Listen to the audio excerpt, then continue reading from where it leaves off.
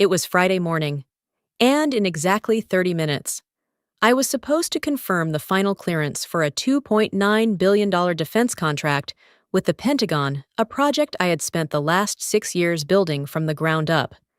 But instead of a handshake, I was handed a dismissal. Colin Price stood at the head of the table, his cufflinks catching the sterile light, his voice rehearsed and bloodless. "We're restructuring. The board feels it's time to move in a faster, more agile direction. Lucas will take over your role effective immediately." Lucas Grant, 32, polished, all buzzwords and bravado, sat 2 chairs down, smiling like he'd just won a prize he didn't earn. No hard feelings.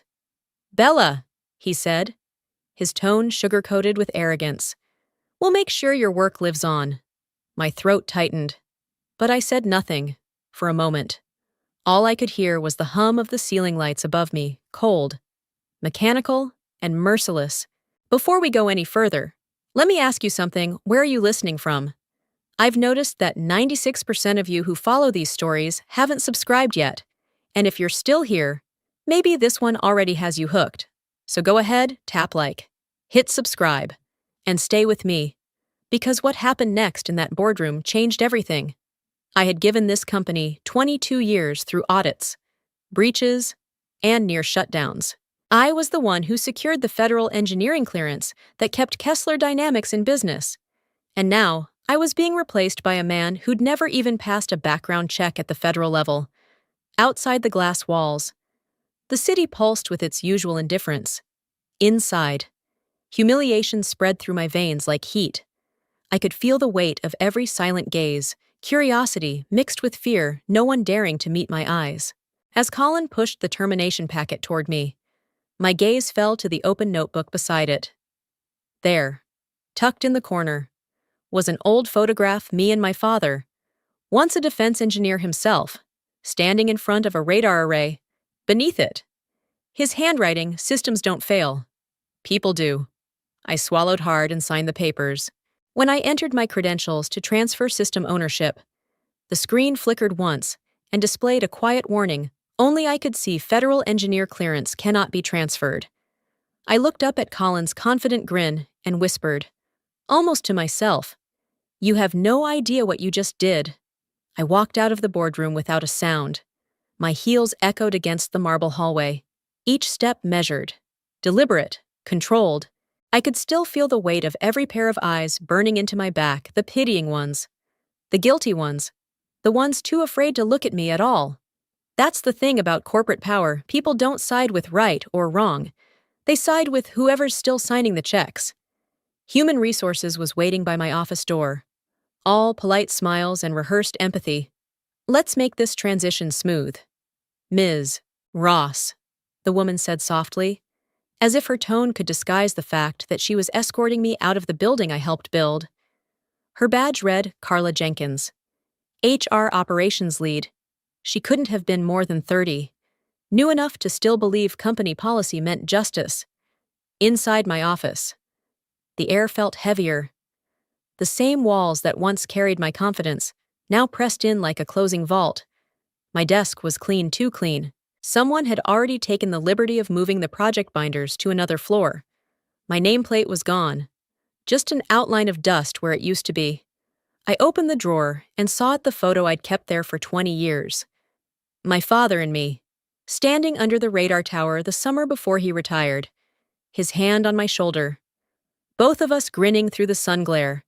The note beneath it still read, "Systems don't fail, people do." I slipped the photo into my bag carefully, like it was the last piece of solid ground I had left. Carla cleared her throat. "If you could remove your badge. Please." I unpinned the silver ID card that had hung on my blazer for 2 decades. It had faded around the edges, the way metal does when it's earned its years. She scanned it against the tablet. The system beeped, then flashed bright red, "Access termination error, pending federal verification. Clearance owner required." Carla frowned. "That's strange." I kept my face calm. "It'll update by morning," I said gently. She nodded, clearly relieved. "Good. Just a delay then." But I knew better. There was no delay. Federal clearances don't simply update. They require the original owner's confirmation to deactivate. And by this time tomorrow, when HR's midnight batch removal ran, Dawn's system would interpret that deactivation as a breach exactly as it was designed to. I shut down my computer, unplugged my small USB drive, and slid it into my pocket. No drama, no grand exit, just quiet finality. Carla offered a polite smile. "I'm really sorry, Bella." I returned it. "Don't be. Everyone's just doing their job." When I stepped into the elevator, the doors closed with a soft hiss. The reflection staring back at me wasn't angry. It was steady, calm, unshaken. The kind of calm that comes before a storm no one else can see coming. By morning, they would. Before I ever became the woman they fired, I was the engineer they couldn't live without. I still remember the night it all began 10 years ago. A radar array on the East Coast went dark mid-operation. The system had been hacked through a vendor's unsecured uplink, and every team on site froze, terrified of losing contact with 2 fighter squadrons in live airspace. I wasn't even on the main roster. I was a junior systems analyst covering a night shift, but I saw the breach signature instantly, an exploit buried under a decoy checksum, and patched it before command even realized the feed was gone. That fix, a 30-second command line buried in 2 million lines of code, saved the operation. The next morning, the Pentagon called Kessler Dynamics directly. They wanted the girl who stopped the blackout. That's how it started. My name whispered in rooms where women's names weren't usually heard. Over the next decade, I built my reputation the way I built systems silently, layer by layer. I never missed a clearance review. I passed every federal audit with 0 flags. Eventually, they handed me something no one else had ever touched: Project Dawn. Dawn wasn't just software. It was a living network, an artificial intelligence that could analyze battlefield data in real time, anticipate missile trajectories, and coordinate defense responses faster than any human command chain. It was the Pentagon's dream predictive defense, without political delay. And I was the architect. For 18 straight months, I practically lived inside the lab. I ate energy bars for dinner, slept on a cot beside the server racks, and coded through holidays while the world outside kept moving. But when I finished, the system hummed like it was breathing. I called its final layer Dual Lock, a biometric security protocol that could identify not just fingerprints or voice, but decision patterns. Dawn knew me. It recognized my syntax, my cadence, even the rhythm of how I typed. They said it was genius. I said it was necessary. Federal clearance isn't just a privilege, it's a responsibility. You don't hand that kind of access to anyone who hasn't earned it. So when Colin Price took over as CEO and began talking about streamlining leadership, I warned him, "If you remove the only cleared engineer," I said during one of his flashy all-hands meetings, "the system will interpret it as a breach." He laughed, leaning back in his chair like a man too rich to listen. That's what backups are for. Bella. Backups. He never understood that some systems aren't meant to be replaced. Some codes recognize loyalty the way people recognize betrayal. So when he fired me years later, I didn't have to lift a finger to make him pay. The system had already decided what counted as a breach, and it was his name. 3 days after my termination, I was invited back to Kessler's headquarters not as an engineer, but as a ghost walking through his own creation. The lobby looked the same, but something about it felt colder, like the air itself knew what had been lost. My badge was inactive. Of course. So security handed me a temporary visitor pass marked in red external personnel. The word stung more than I expected. Colin Price greeted me in the main atrium with a politician's grin. All charm and no sincerity. "Bella," he said, extending a hand he didn't expect me to take, just a formality. "We need your help transitioning Dawn 2.0 to the new leadership. A smoother handoff means fewer questions from the Pentagon." I nodded, keeping my face calm. "Of course. You'll have everything you need." What I didn't say was that everything they needed lived behind a wall no one but me could cross. The conference room was packed camera crews, interns in bright sneakers, marketing banners declaring, "Welcome to the future of defense." Lucas stood center stage, his sleeves rolled up, radiating the kind of overconfidence only the inexperienced can afford. He called the team his Innovation Task Force, though half of them had probably never written a line of code outside a classroom. Dawn 2.0, he announced proudly, represents the next evolution of predictive defense. Faster, lighter, smarter. We've simplified Bella's old architecture for speed. Old architecture? The phrase made something in me twist. My system had been built for precision, not publicity. Dawn wasn't supposed to be lighter. It was supposed to be unbreakable. When they asked me to provide technical documentation, I handed them a summarized compliance report comprehensive enough to look real. Stripped of the only thing that mattered, the federal layer, that layer didn't exist in their version. It lived in encrypted form, registered under my clearance, accessible only through biometric keys tied to my identity. Lucas flipped through the file, pretending to understand half of it. Then he smirked. "We've already transferred your clearance. Bella, the Pentagon approved." The arrogance in his voice almost made me laugh. I met his eyes and said evenly, "Then good luck proving it." A few team members chuckled awkwardly, unsure whether I was joking. Colin gave a tight smile, eager to move on. "All right, Lucas, show us the new interface." He tapped the keyboard, and the Dawn terminal came alive in a pulse of blue light.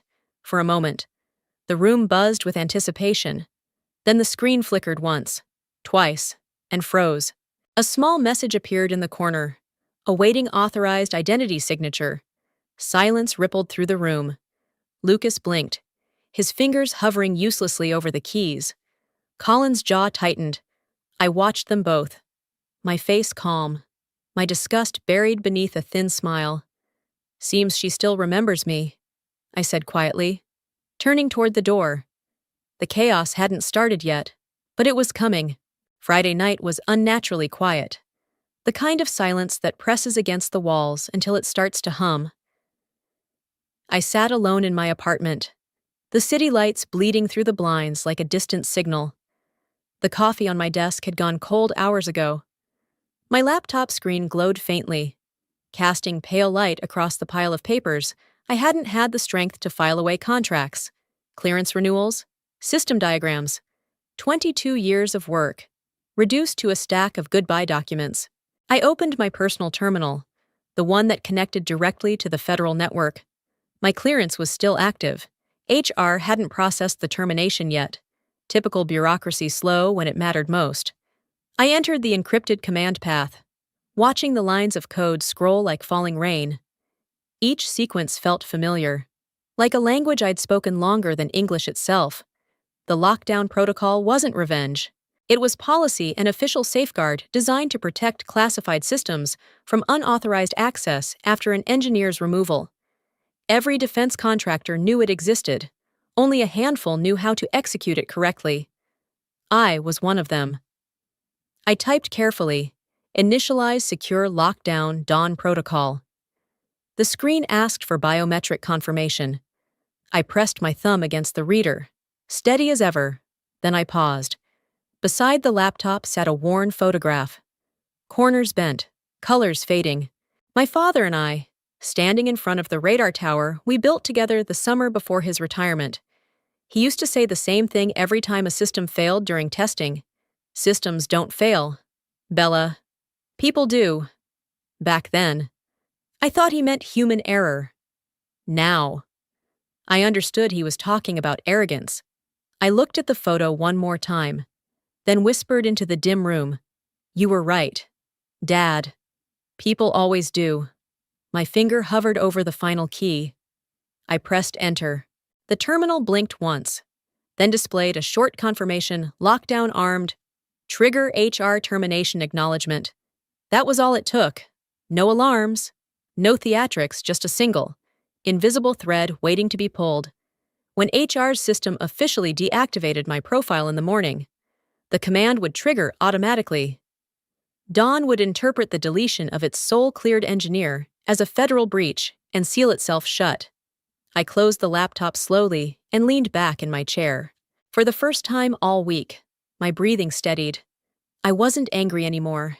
Anger was loud, reckless. What I felt now was quieter, sharper control, outside. The city kept moving, unaware that a $2.9 billion network was already counting down its own heartbeat. I glanced once more at my father's photo, then turned off the desk lamp. The screen dimmed to black, but one small reflection lingered, the faint blue light of a system waiting for morning. By the time the sun rose, it wouldn't be waiting anymore. The morning sky looked like metal cold, dull, and heavy with rain that never came. I couldn't sleep, so I left the apartment just after 6, craving air that didn't taste like recycled regret. The streets were quiet, except for the hiss of passing buses and the distant hum of the city waking up. There was a cafe across from Kessler Dynamics' main tower, a place I used to visit during night shifts. I ordered black coffee and sat by the window, facing the building that had erased my name. Through the glass, I could see security teams pacing, people running inside with clipped urgency. Something was wrong. Then it came, the first push notification, lighting up my phone: defense contractor, Kessler Dynamics faces system failure hours before Pentagon review. I stared at it for a moment, the words glowing against the reflection of the tower in my cup.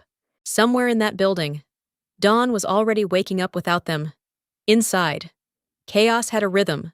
Through the window, I caught flashes of it: technicians shouting, screens flickering, Lucas Grant sprinting across the operations floor like a trapped animal. Even from here, I could almost hear his voice cracking through the glass. The system's frozen. It won't take commands. Another alert popped on my screen. Authorization key missing. I took a slow sip of coffee. Steam curled into the gray air, calm and steady. They must have been trying everything: resetting servers, rerouting access, forcing logins. But Dawn was built to obey one thing only: truth. And truth said they didn't belong there.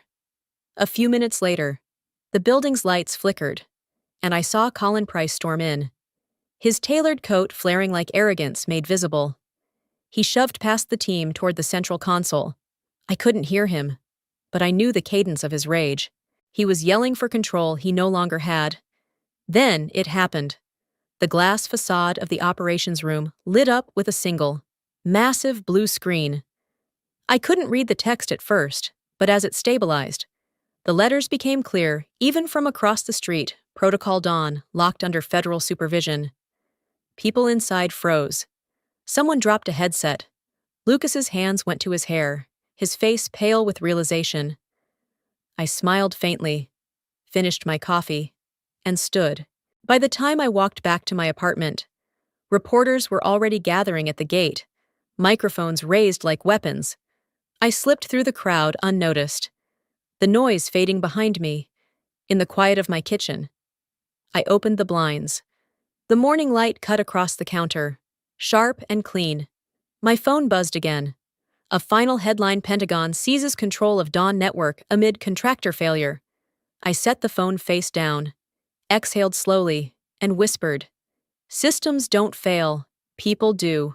By mid-morning, the air outside Kessler Dynamics had shifted from panic to dread. I watched from my apartment window as 3 black SUVs rolled up to the front entrance, their license plates bearing the unmistakable white-on-blue seal of the Department of Defense. No sirens, no drama, just quiet authority, the kind that never arrives without consequence. Across the street, the cameras were already gathering, reporters shouting half-formed questions through the tinted glass of the SUVs. Men in dark suits stepped out: federal inspectors, accompanied by a uniformed officer whose posture carried the weight of 1,000 signed clearances. The Pentagon had come knocking. I turned off the newsfeed and leaned against the counter, letting the moment settle in. Vindication isn't loud. It's slow, deliberate, like the sound of a lock turning after you've waited years for the right key. Inside Kessler's lobby, Colin Price met the investigation team with a handshake that trembled just enough to betray him. "Gentlemen, this is all a misunderstanding," he said, voice heavy with forced confidence. Our systems suffered a temporary misconfiguration during staff transitions. Everything's under control. The lead officer, a gray-haired colonel with deep-set eyes, opened a file folder, flipped a few pages, and looked up. His voice was calm, but it sliced through the room with precision. Ms. Bella Ross. I see her name all over your system architecture. Colin straightened. Yes. She was our lead engineer. She transferred full access before leaving. We've already initiated clearance handover. The colonel's brow furrowed. You're certain of that? Yes. Colin lied. It's routine procedure. The colonel turned to one of his analysts, who was already typing on a secure laptop. Within seconds. The man shook his head. Sir, there's no record of transfer. Federal Registry still lists Ross, B, as the sole authorized operator. Colin's voice cracked. That can't be right. The colonel cut him off, closing the folder with a quiet snap. Bella Ross, I know that name. He turned fully toward Colin, his expression unreadable. She fixed our missile relay back in '09, the one that glitched during field testing. We called her the ghost in the code. So, you fired her. Silence fell like gravity. Even the hum of the lights seemed to pause. Lucas stood in the corner, pale and wordless. The colonel set the file down, his tone now colder. Official. Effective immediately. All Kessler defense contracts are suspended pending federal review. The Dawn network will remain under government custody until further notice. Colin opened his mouth to protest, but no words came. One of the agents stepped forward, removing his company badge with sterile efficiency. Outside.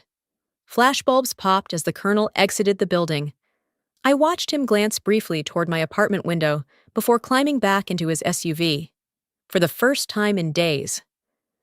I allowed myself a smile small, controlled, and sharp as glass. Justice hadn't screamed. It had whispered, and everyone heard it. 48 hours. That's all it took for an empire to rot from the inside. By Monday morning, Kessler Dynamics stock had plummeted 40%. The news channels were merciless defense contractor under federal seizure. CEO faces possible indictment. Dawn system locked by Pentagon. Every headline hit like a hammer, and every word carried my silent signature. I didn't celebrate, I just watched. From my apartment balcony, I could see the reflection of their tower flickering against the skyline, once a symbol of dominance. Now just another glass cage collapsing under its own arrogance. Inside that tower, Colin Price was unraveling. I knew the look men like him always wear the same face when control slips away, the jaw tight. The eyes scanning for someone else to blame. Lucas Grant was gone. He'd packed his designer backpack and fled within hours of the federal seizure. The rest of the innovation team scattered like paper in the wind. By noon, the board had called an emergency meeting without Colin, but no amount of polished speeches could reverse the truth without Dawn. They had no contracts. No clients, no credibility. The system that powered their billion-dollar empire recognized only one name, and it wasn't his. That afternoon, as the city baked under pale light, an email appeared in my inbox. From Colin Price, CEO, Kessler Dynamics subject, we need you back. I opened it slowly, almost curious how desperation might sound in his voice. Bella, I don't know what went wrong. But we need your help. The Pentagon won't speak to us. The system won't release control. Please fix this before it's too late. I'm willing to discuss anything you want. Anything I want. That was new, for a long moment. I just stared at the words, letting the irony settle in. The man who once called me a liability was now begging for a lifeline only I could throw. I didn't reply. I didn't even type a draft. I just sat there, the glow of the monitor washing over me like quiet revenge. I took a sip of coffee, the same mug I'd used every morning at Kessler, and smiled a small, measured smile that belonged more to relief than victory. An hour later, another email arrived, same sender, same subject, this one shorter, sharper panic seeping through the punctuation. Bella, please, The department's freezing our assets. I'm being told the entire Dawn protocol is blacklisted. What did you do? I didn't have to do anything. The system was simply obeying its design, protecting itself from unauthorized hands. Then, right before my eyes, his message vanished, replaced by a notification banner at the top of the screen. Delivery failed. Message blocked. Sender not authorized under Dawn protocol. I leaned back in my chair, watching the city lights flicker on one by one. The world would move on. Contracts would shift.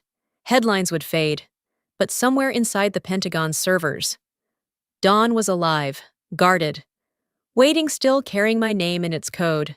Justice didn't need noise. Sometimes, it just needed silence.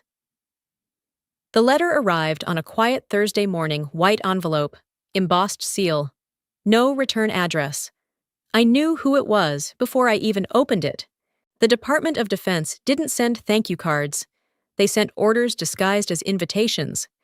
Inside was a single line, printed on official stationery. The department requests your presence for a federal consultancy meeting regarding the reinstatement of Project Dawn. For a moment, I just stood there, holding the paper between my fingers, watching the sunlight pour across it.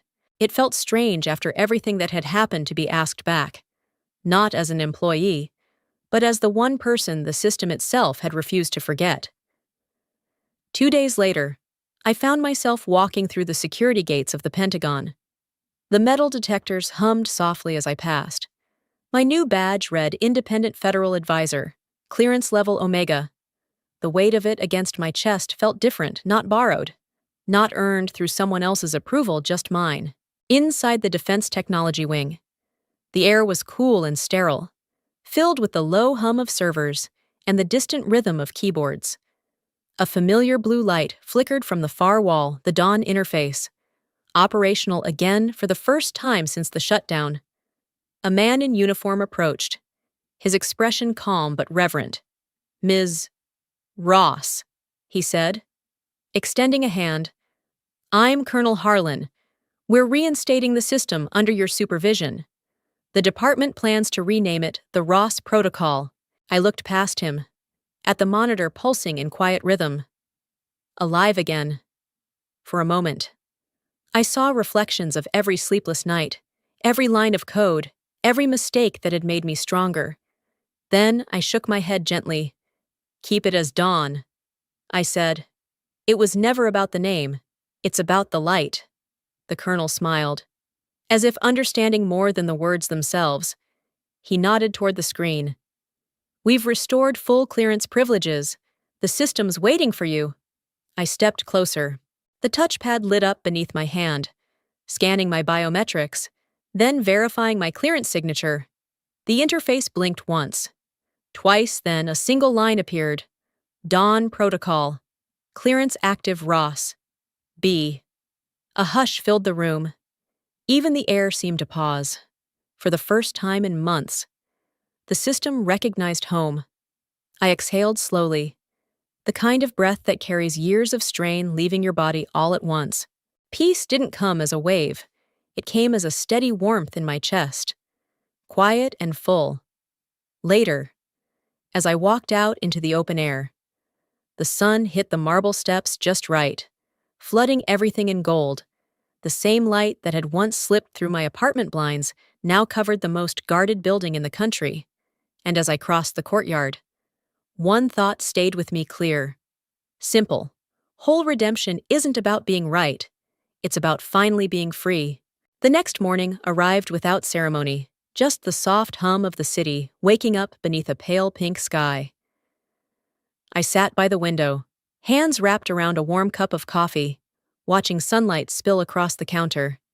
It painted everything in gold, the kind of gold that doesn't shine, but breathes. The television murmured in the background, a calm voice reading what had once felt impossible to hear, breaking news. Kessler Dynamics has been permanently banned from all future defense contracts following a federal ethics investigation. I didn't smile. I didn't gloat. I just closed my eyes and exhaled. A quiet release that seemed to carry years of tension out of my body. There was no satisfaction in destruction, only peace in truth finally being seen. The coffee had cooled, but I didn't mind. I'd spent most of my life chasing deadlines, contracts, metrics, things that could be measured. But peace couldn't be quantified. It had to be felt. And for the first time in decades, I could finally feel it. My phone buzzed once on the table. A small system alert. The tone was familiar, the kind I used to hear echo through the control room at 3 a.m. during Dawn's early test phases. I turned the screen toward me. Dawn operational. Federal clearance restored. The words glowed softly, steady and alive. I leaned back, letting a quiet smile trace the corner of my lips. Somewhere deep within the Pentagon's secure servers, the system I built was breathing again clean, protected, free from greed and shortcuts, just as it was meant to be. Outside, the first light of dawn brushed the skyline, clouds scattered like ash, and for a moment, the whole city seemed suspended in stillness. The same light that once filtered through the cold glass walls of Kessler now touched my hands warm. Forgiving. I whispered to no one in particular. They thought they ended the system, but dawn was never theirs to control. I stood and opened the window wider, letting the air roll in. It smelled of rain and redemption. The world, for once, felt aligned, balanced, fair, exact in its symmetry. On my computer screen, a soft blue glow blinked to life. For a heartbeat, I thought it was just another reflection from the morning light. Then a single line of code appeared in the center. Quiet but absolute protocol reactivated, supervised by Ross. B. The line pulsed once, then faded slowly into black. I took another sip of coffee, still looking at the screen long after it went dark. Not because I needed reassurance, but because I knew what it meant. Closure. Justice didn't come roaring. It arrived like dawn itself, inevitable, patient, and beautifully silent. And if you've stayed with me until this very moment, tell me, what do you believe justice should look like? Drop your thoughts in the comments. Hit like. Share this story with someone who's ever been underestimated. And don't forget to subscribe, because sometimes the light you're waiting for is already here.